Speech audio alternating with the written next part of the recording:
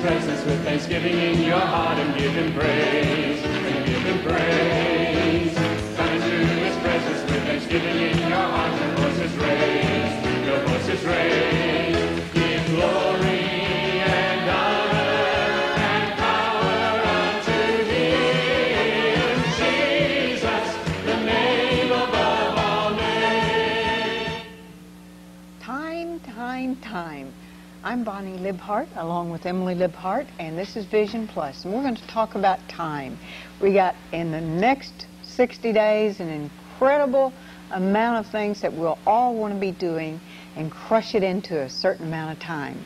Now, in Ecclesiastes 3:1 talks about time.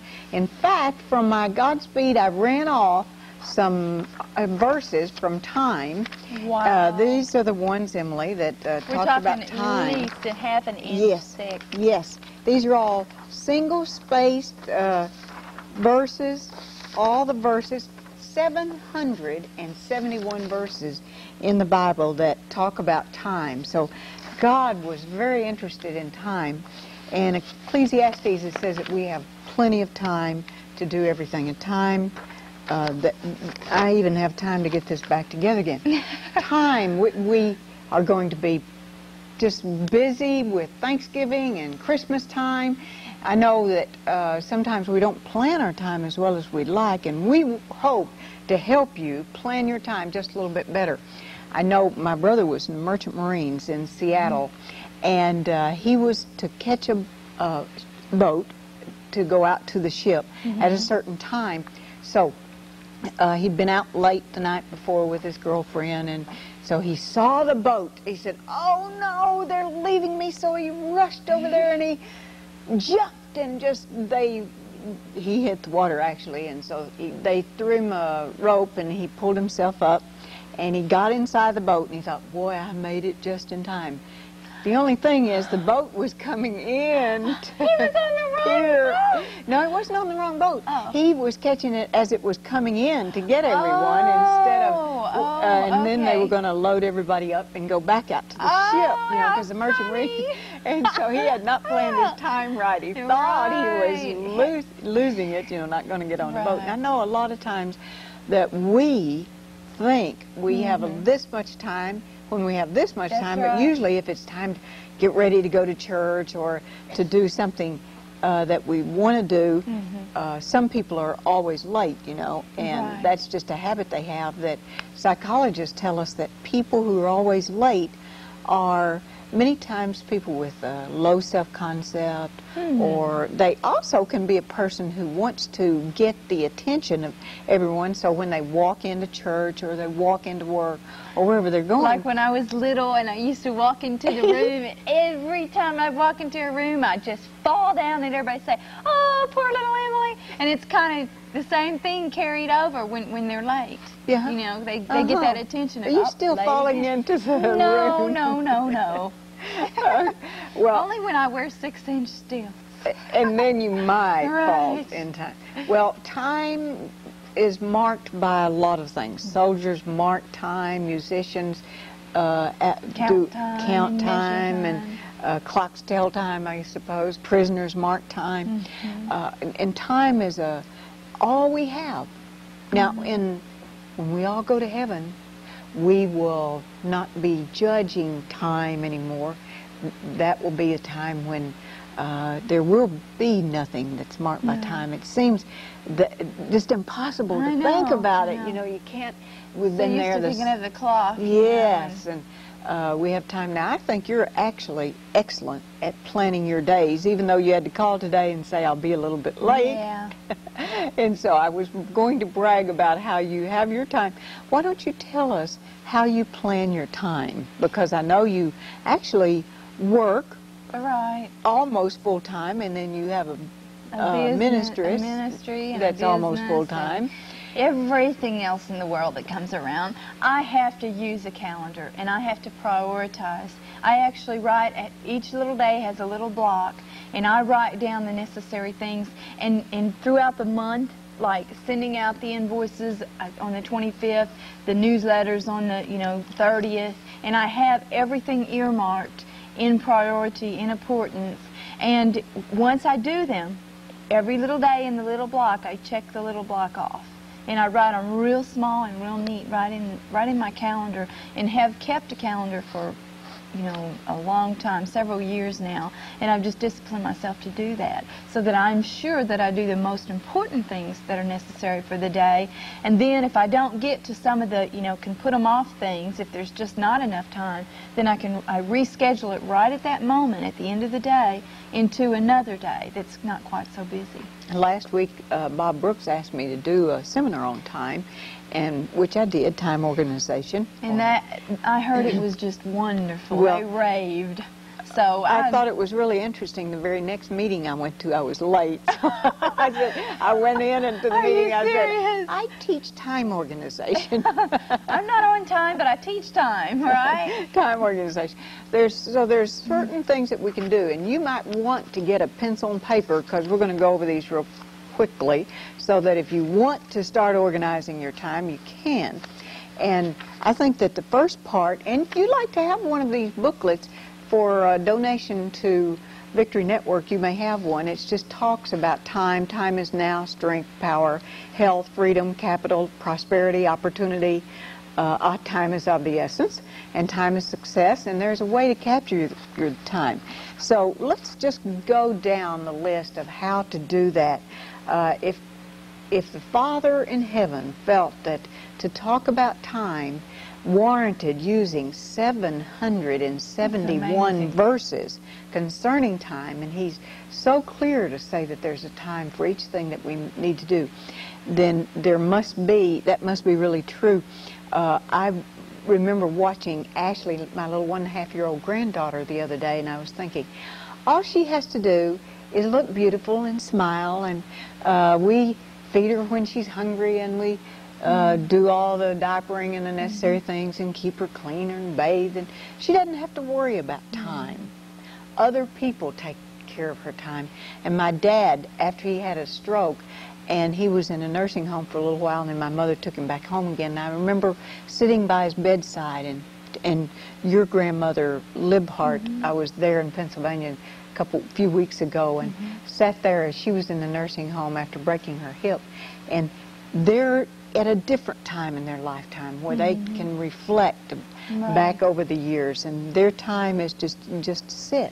But then there's time when we have little children at home, and their mother's time would be ideal if they could stay there with the little children and just take care of them. That'd be marvelous if they could, and the child could have that time with the mother and with the other siblings of their own brothers and sisters at time. Then there's a time to learn, to go to school.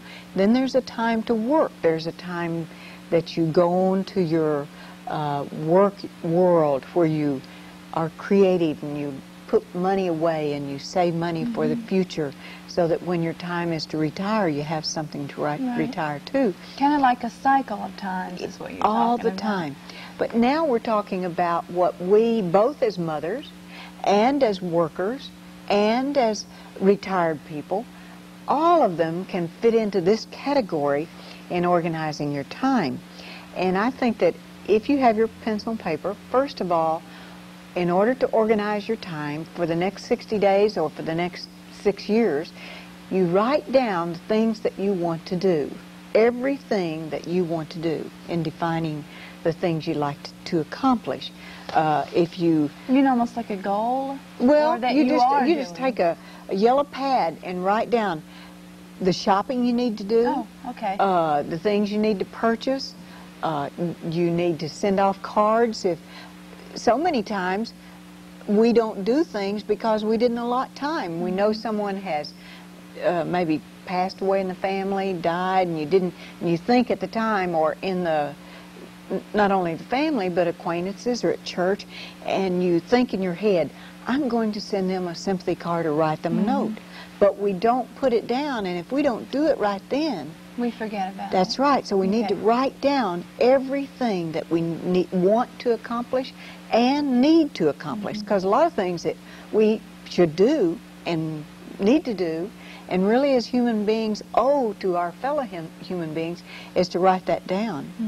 And then when we're looking at our to-do list, I have a little sheet that we do, the 6 most important things I will do today, and I have a list with those 6, and then the other things, and I have down at the bottom PITTOT, procrastination is the thief of time, not doing things when we should do them. We procrastinate, we'll put it off till tomorrow, which is a normal way for human beings to do. But, okay, you write those down, define the things you need to do. And then you said it, you prioritize the things. There are... Like, I have to get this done, you know, just have But you know, to. so many times the urgent takes away the important, and then we never get to the urgent things, and we only do the important things. Or did I say it backwards? We only do the important things. I think urgent. What would be the difference in Okay, urgent well, and important? let's say that the important things would be that you need to have your yearly checkup. But it's not urgent. We can do it next week, next month.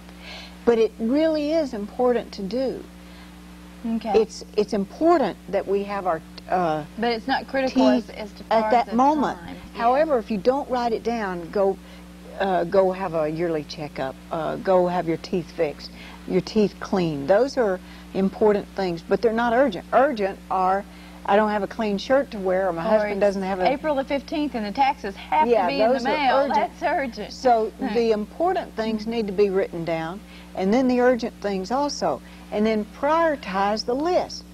In other words, put the thing you need to get done today. If you need to wash your clothes, clean the house, keep it straight, those are the things. Or if you need to have your tires rotated on your car, all the things that you need to do, write them down. If you're going to start a savings account or go put the money in the bank so that the checks don't bounce. Sometimes we have a check or money we could deposit and we don't put it in the bank because of procrastination. We think, I can do it tomorrow. Do it tomorrow morning. Maybe we're really close to the line. I don't know if you're ever like that, but I've been known to be that way. And it cost you an extra $15 or maybe $20 because you didn't get your check deposited in the bank. That is a very urgent thing and important thing that you need to do. Then put the first things first. You know, the things to prioritize. In other words, now give me an idea of the things you do that you prioritize on your list. Oh, I take the urgent and do them first. I know that if, you know, I have to get a check in the bank, that I have to do it before 5, whereas if I'm writing a newsletter, I can do that 6, 7, 8 o'clock at night. So I would prioritize getting the check in the bank, or things that have a definite deadline, you know, and they have to be done that day. I would put them first. And we can do those same types of things at our job. Now, you worked for many years as a controller of the company working in accounting, and you knew that taxes had to be done a certain time, and payroll had to do. We lived on a big calendar, and in fact, I ended up computerizing it.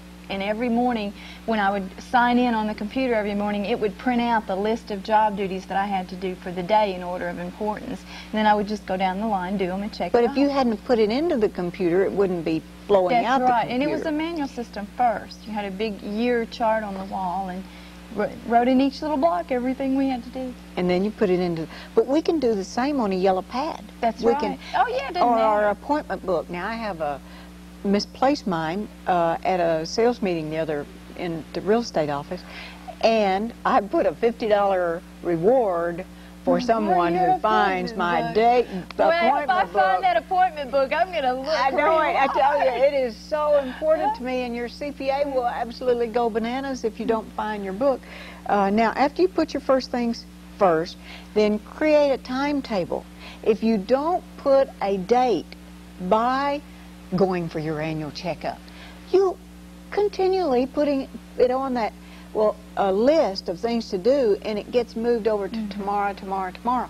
What I do, because I have to have things very simple, I go on for my annual checkup every birthday, my own birthday, which is February 11th. Okay, that's good. Because nobody's going to come up to you and say, have you had your annual teeth checked this year? Have you had your annual a pap smear for us ladies and things that we have to do. No, nobody's going to ask you to do those things. There's some things that we as human beings must do on our own.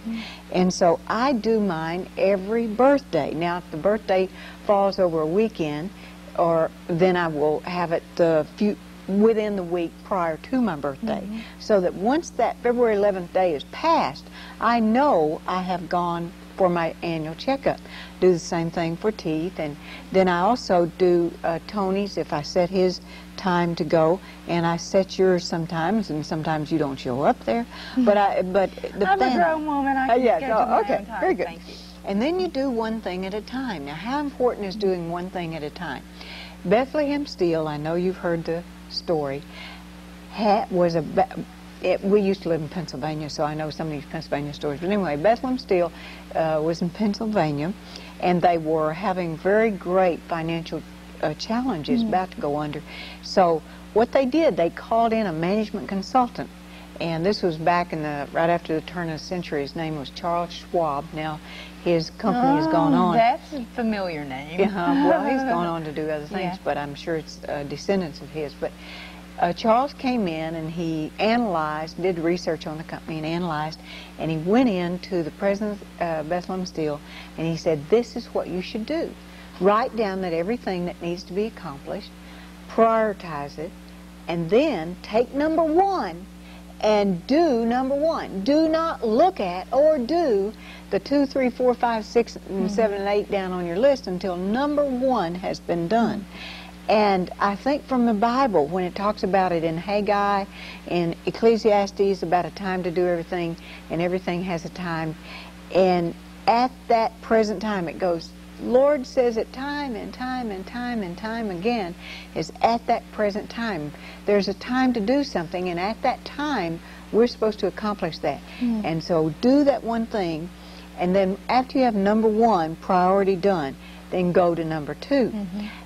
Well, the president of the steel company said to Charles Schwab, said, how much money do we owe you? And he said, well, just try this. Rather than me giving you a figure, you try the system, and if it works, you send me a check for what you think it was worth. Oh, wow. And so after a few months of putting this into practice, Bethlehem Steel sent Charles Schwab a picture. You got a check. Got to remember, picture this. It's after the turn of the century, so $1 was worth a lot more then. I mean now than it would be then than it is now. Get my tongue tangled up and can't see past my eye teeth. Okay. Okay. And so they said how much it is worth. Send him a check for $25,000. Wow. Now, if that idea was worth $25,000 at the turn of the century, just think what the donation is worth here to Victory Network for you as you're watching this program. That's right, and it changes your life and turns your life around. It will. Now, there's a time to rest. There's a time for relaxation. There's a time that we're to wait before the Lord. That's a part of the time also. And after a few months, he put this into practice, and he did that. So I would challenge you that over this next 60 days, well, today, grab that yellow pad or the back of an envelope or whatever you've got around the house and write down the things that you need to accomplish. You can go by a drugstore. I know that Thomas Drugs and Douglas Drugs, some of the drug stores have those free little appointment books, and you can go and get one of those And just use that. And if you want to, write those things down and then prioritize them, do one thing at a time, and then decide what your time is worth. Now, let's say that you were working for minimum wage to, let me just use minimum wage, or $4 an hour, because they haven't decided what minimum wage is going to be. So we'll say that your time's worth $4 an hour. And so every hour that you can save is worth $4. And let's say that you take your time and you increase your time by 1 hour per day, per year, you have just saved yourself $1,500. Now that's what the amount of time. Now let's say that you'd like to use that time to read the Bible an hour a day, or to take that extra time to read to your children, or to go walk and get your body in shape, or that you would like to straighten up one drawer or one closet, or to call on someone, go to the nursing home, like you go and see Nora. I thought of Nora so much when that building that she lives in was... building. Yes. That's a building with older people. You Yes. know, and I just felt so sorry for all those people that, you know... must have been traumatized when that big crane I'm so hit. glad that no one was hurt. Yes. You know. But you don't know when your last day is going to be. When Tony's brother died a couple weeks ago, he was out washing his car. And then his wife didn't hear anything from him for 20 minutes, went out, and he was dead. I mean, things can happen so quickly. And then, even if, in my dad's case, he was ill, didn't know anything for 8 years, yet the day that he died, Christmas Day, it was still a shock, because once you get in a habit of seeing your loved one waiting, or they're still living, and you can still touch that person, and they're still warm, when they cough, the cough sounds the same, even though they don't know you, and yet you're still not ready for it. So whether it's instantly, I called a friend of mine over in Arkansas and asked about his brother, and he said, "Oh, hadn't you heard?